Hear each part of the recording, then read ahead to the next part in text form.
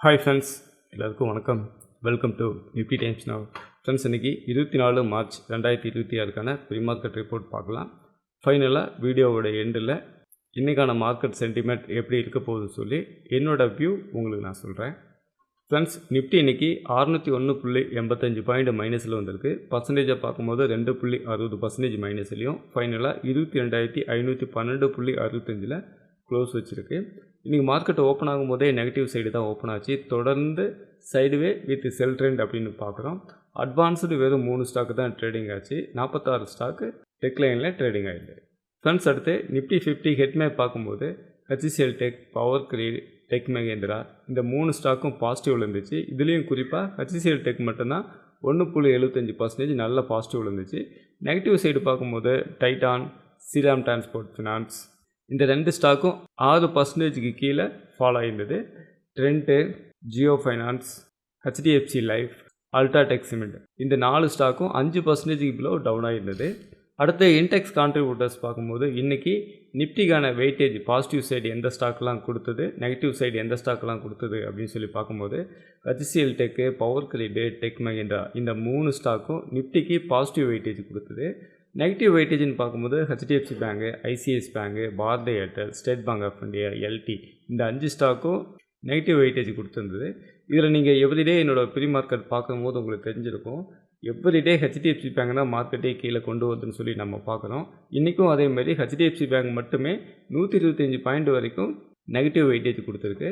இதில் HCL டேக்கு positive வெயிட்டேஜ்னு பார்த்தீங்கன்னா ஒரு 6 பாயிண்ட் வரைக்கும் தான் பாசிட்டிவ் வெயிட்டேஜ் கொடுத்துருக்கு. அதனால் நெகட்டிவ் வெயிட்டேஜ் ரொம்ப அதிகமாக இருக்கிறதுனால மார்க்கெட்டு கீழே வந்திருக்குன்னு சொல்லி நம்ம இந்த டேட்டா மூலிமா பார்த்து புரிஞ்சுக்கிறோம். ஃப்ரெண்ட்ஸ், அடுத்து செக்டோரியல் இன்டெக்ஸ் பார்க்கும்போது இன்றைக்கி எல்லா இன்டெக்ஸுமே இன்றைக்கி நெகட்டிவ் சைடுன்னு சொல்லி பார்க்குறோம். அது மட்டும் கிடையாது, நிறையா இன்டெக்ஸ் 4% பிலோ டவுனாக இருக்குன்னு சொல்லி பார்க்குறோம். இதில் குறிப்பாக சொல்லணுன்னா Nifty metal 4.81% minus, Nifty BSE bank 4.11% minus, Nifty realty 4.74% minus. இந்த மாதிரி அதிகமான இன்டெக்ஸ் 4% பிலோ டவுன் ஆகிருக்குன்னு சொல்லி இந்த இடத்துல நம்ம பார்க்குறோம். பாசிட்டிவில் ஒரு இன்டெக்ஸ் கூட இல்லை இன்றைக்கி பொறுத்த வரைக்கும். ஃப்ரெண்ட்ஸ், அடுத்து FIDA ட்ரேடிங் ஆக்டிவிட்டீஸ் பார்க்கும்போது வழக்கம் போல் இன்றைக்கும் FIS அவங்களோட நெட் பர்ச்சேஸ் 10,414.2 க்ரோஸ் நெட் செல்லராக இருக்காங்க. அதே நேரத்தில் DIs 12,034 க்ரோஸ் நெட் பையராக இருக்காங்க. இந்த இடத்துல கவனித்து பார்த்தீங்கன்னா FIS செல் பண்ணதை விட DIs 1,600 க்ரோஸ் அதிகமாக பை பண்ணியிருக்காங்கன்னு சொல்லி இந்த இடத்துல பார்க்குறோம். ஏன்னா மார்க்கெட் நிறைய ஃபால் ஆனதுனால DIs இன்னைக்கு கொஞ்சம் அதிகமாகவே பை பண்ணியிருக்காங்கன்னு சொல்லி இந்த டேட்டாவில் புரிஞ்சிக்க முடியுது. ஃப்ரெண்ட்ஸ், அடுத்து குளோபல் இன்டெக்ஸ் பார்க்கும்போது இன்றைக்கி நிறைய இன்டெக்ஸ் பாசிட்டிவில் வந்திருக்கு. அதுலேயும் குறிப்பாக 2% எபோலாம் கூட பாசிட்டிவில் இருக்குது. அதை பற்றி பார்த்துருவோம்.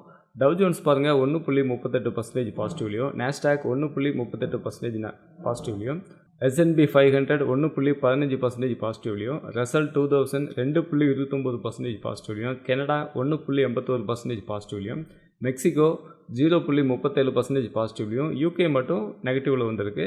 அதுவும் பெரிய நெகட்டிவ் கிடையாது, ஒரு ஸ்மால் நெகட்டிவ் அப்படின்னு சொல்லி பார்க்குறோம். 0.24% மட்டும்தான் நெகட்டிவில் வந்திருக்கு. ஃப்ரான்ஸ் 0.79% பாசிட்டிவ்லையும், ஜெர்மனி 1.22% பாசிட்டிவ்லையும், இட்டாலி 0.81% பாசிட்டிவ்லையும், ஜப்பான் 1.79% பாசிட்டிவ்லையும் பார்க்குறோம். எப்போவுமே வேர்ல்டு மார்க்கெட்டை பொறுத்த வரைக்கும் 1% உள்ள ப்ளஸ் ஆர் மைனஸ் இருந்துச்சுன்னா அது நார்மல் ஆக்டிவிட்டீஸ். 2% மேலே போகுது அப்படின்னாலே அது ஸ்பெஷல் ஆக்டிவிட்டீஸ். அதோட தாக்கம் வேர்ல்டு ஃபுல்லாக இருக்குன்னு சொல்லி புரிஞ்சிக்க முடியுது. ஃப்ரெண்ட்ஸ், அடுத்து இந்தியன் ஏடிஎஸ் ஸ்டாக்ஸில் பார்க்கும்போது பெரிய வித்தியாசம் எதுவும் இல்லை. பெரிய ப்ளஸ் மூமெண்ட்டோ பெரிய மைனஸ் மூமெண்ட்டோ எதுவும் கிடையாது. நார்மலான ஆக்டிவிட்டீஸ் மட்டும் தான் இருக்குது. அதனால் இதை நம்ம ஸ்கிப் பண்ணிவிடுவோம். ஃப்ரெண்ட்ஸ், அடுத்து என்னோடய knowledge based AI open interest டேட்டாவில் என்ன சொல்லுது அப்படின்னு சொல்லி பார்ப்போம். ஃப்ரெண்ட்ஸ், இதில் பாருங்கள் நிஃப்டி பொறுத்த வரைக்கும் இன்றைக்கி 11,972 கான்டாக்ட் ஃபியூச்சரில் நியூ OI க்ரியேட் பண்ணியிருக்காங்க. இது ரொம்ப ஒரு ஸ்பெஷலான கண்டென்ட்டு. அடுத்து கால் ஆப்ஷனில் பாருங்கள் 5,59,288 கான்டாக்ட் நியூ OI இன்க்ரீஸ் பண்ணியிருக்காங்க. அடுத்து புட் ஆப்ஷனில் பாருங்கள் 1,17,265 கான்டாக்ட் நியூ OI க்ரியேட் பண்ணியிருக்காங்க. அடுத்து ஆக்டிவ் கான்டாக்டில் செக் பண்ணி பார்க்கும்போது 22,600 கால் ஆப்ஷன், 22,700, 23,000 இந்த 3 ஸ்ட்ரைக் ப்ரைஸும் நல்ல ஆக்டிவ் கான்டாக்டாக செயல்பட்டுச்சு. இது 3லையுமே ஹையஸ்ட் OI இன்க்ரீஸ் பண்ணியிருக்காங்க. அதுவே புட் சைடு செக் பண்ணி பார்க்கும்போது 22,600, 22,500, 22,000 இந்த 3 ஸ்ட்ரைக் ப்ரைஸும் புட் சைடு ஆக்டிவ் கான்டாக்டாக இருந்துச்சு. ஆனால் புட் சைடு எல்லாமே ஷார்ட் கவரிங், கால் சைடு எல்லாமே OI இன்க்ரீஸ் பண்ணியிருந்தாங்க. இதோட ட்ரெண்டு பார்க்கும்போது நமக்கு நெகட்டிவ் ட்ரெண்டாக இருக்குது. அது மட்டும் கிடையாது, நேற்று மார்க்கெட்டு ஹெவியாக ஃபாலும் ஆகிடுச்சு. ஃப்ரெண்ட்ஸ், அடுத்து இன்றைக்கி எஃப்ஐஎஸ் எவ்வளோ ஓப்பன் இன்ட்ரெஸ்ட்டு எந்தெந்த செக்மெண்ட்டில் வச்சுருக்காங்கன்னு சொல்லிட்டு நம்ம ஒரு டைம் செக் பண்ணி பார்க்கலாம். ஃப்ரெண்ட்ஸ் பாருங்கள், இந்த ஃபைனில் எஃப்ஐஎஸோட டேட்டா நான் வந்து எடுத்து வச்சுருக்கேன். இதில் எஃப்ஐஎஸ் வந்து இண்டெக்ஸ் ஃபியூச்சரில் மேலே ஏறுன்னு சொல்லிட்டு 3768 கான்ட்ராக்ட் லாங் கிரியேட் பண்ணியிருக்காங்க. அதே நேரத்தில் கீழே தான் இறங்குன்னு சொல்லிட்டு 13221 கான்ட்ராக்ட் ஷார்ட் கிரியேட் பண்ணியிருக்காங்க. இது வந்து இண்டெக்ஸ் ஃபியூச்சரில்.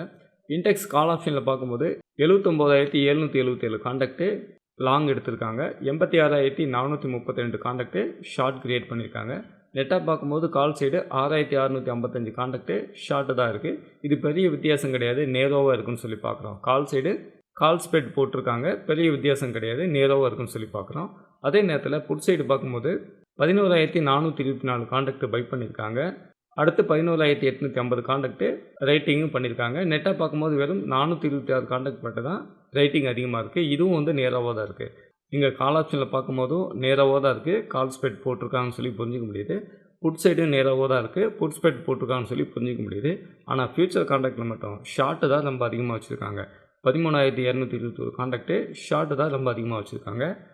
அடுத்த 2 முக்கியமான பாயிண்ட் இருக்குது. அது என்னென்னு கேட்டிங்கன்னா, ஆல்ரெடி நம்மளோட ஜிப் நிஃப்டியில் 1000 பாயிண்ட் நேற்று வந்து ஒரே ஹேண்டலில் மேலே ஏறி இருந்தது. ஒரே ஹேண்டலில் மேலே ஏறிட்டு 1000 பாயிண்ட் பாசிட்டிவில் போயிருந்தது. அதுக்கு என்ன காரணம் அப்படின்னா, ட்ரம்ப் ஒரு நியூஸ் கொடுத்துருந்தாரு. இந்த இடத்துல பாருங்கள், ட்ரம்ப் 5 டேஸ் வார நிறுத்துறேன் அப்படின்ற மாதிரி சொல்லியிருக்காரு. நல்ல ஒரு பேச்சுவார்த்தை போயிட்டுருக்கு அப்படிங்கிற மாரி நேற்று வந்து ட்ரூத் மீடியாவில் ட்வீட் பண்ணியிருக்காரு. அதனால தான் இந்த ட்வீட் போட்ட உடனே 1000 பாயிண்ட் ஜம்ப் ஆகிருந்தது நம்ம இந்தியன் மார்க்கெட்டில். ஆனால் இப்போ நிலைமை பாருங்கள், இன்றைக்கி காலையில் 6:30க்கு மார்க்கெட் ஓப்பன் ஆன பிறகு மறுபடியும் கீழே ஃபால் ஆகிட்டுருக்கு. நேற்று 1000 பாயிண்ட் ஏறினது எவ்வளோ தூரம் மேலே ஏச்சோ அதே அளவு இப்போ கீழே இறங்கிட்டுருக்கு. ஃப்ரெண்ட்ஸ், இன்றைக்கான ப்ரீ மார்க்கெட் ரிப்போர்ட்லேருந்து மார்க்கெட்டோட சென்டிமெண்ட் எப்படி நாம் புரிஞ்சிக்கலான்னு கேட்டிங்கன்னா, ஒன்று, டேட்டா அடிப்படையில் பார்க்கும்போது எஃப்ஐஸ் வந்து இன்னும் செல் சைடு தான் இருக்காங்க, சரிங்களா? ஆனால் ட்ரம்ப் வந்து ட்வீட் போட்ட உடனே நேற்று நம்மளோட ஜிப் நிஃப்டி மிகப்பெரிய கேப் அப் ஆகிடுச்சு. அதே நேரத்தில் வேர்ல்டு மார்க்கெட்டும் நல்ல பாசிட்டிவ் இருந்தது. இப்போ காலையில் ஜிப் நிஃப்டி 6:30க்கு ஓப்பன் ஆன பிறகு நேற்று எவ்வளோ ஏறி இருந்ததோ அவ்வளவும் கீழே இறங்கிடுச்சு. இதுலேருந்து என்ன புரிஞ்சுக்கலாம் அப்படின்னு கேட்டிங்கனாக்க, ஓரளவுக்கு வேர்ல்டு மார்க்கெட்டில் பதட்டம் குறைஞ்சிருக்கு. ஆனால் பெரிய லெவலில் எந்த ஒரு மாற்றமும் இல்லைன்னு சொல்லி புரிஞ்சுக்கலாம். நம்ம மார்க்கெட்டு 330க்கு முடிஞ்ச வேட்டி தான் இந்த கேப் அப் ஆச்சு. இப்போ ரியல் மார்க்கெட்டு ஸ்டார்ட் பண்ணும்போது அந்த கேப் அப் ஆனது நியூட்ரலாக ஓப்பன் ஆகிற கண்டென்ட்டில் இருக்குது. இன்னை பொறுத்த வரைக்கும் நம்மளோட ப்ரீ மார்க்கெட் ரிப்போர்ட்லேருந்து பார்க்கும்போது டேட்டா அடிப்படையாக வச்சோம்னா மார்க்கெட் வந்து செல் ட்ரெண்டு சொல்லுது. ஆனால் ட்ரம்ப்போட 5 டேஸ் வார் நிறுத்துறேன் அப்படின்னு சொல்லி ஒரு ட்வீட் போட்டிருக்காரு. அந்த அடிப்படையில் மட்டும் மார்க்கெட் வந்து ஜம்ப் ஆகிருக்கு நேற்று.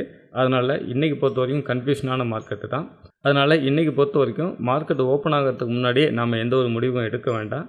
மார்க்கெட் ஓப்பன் ஆன பிறகு அப்போ ரியல் டைமில் ஓஏ எப்படி இன்க்ரீஸ் ஆகுதோ அதுக்கு தகுந்த மாதிரி முடிவு எடுத்துக்கோங்க. அதுதான் நல்ல ஒரு ஸ்ட்ராட்டஜியாக இருக்கும். இந்த வீடியோ பற்றின கருத்துக்களை மறக்காமல் கீழே கமெண்ட்டில் சொல்லுங்கள். இந்த வீடியோ உங்களுக்கு ரொம்ப யூஸ்ஃபுல்லாக இருந்திருக்கும் நம்புகிறேன். தேங்க்ஸ் ஃபார் வாட்சிங்.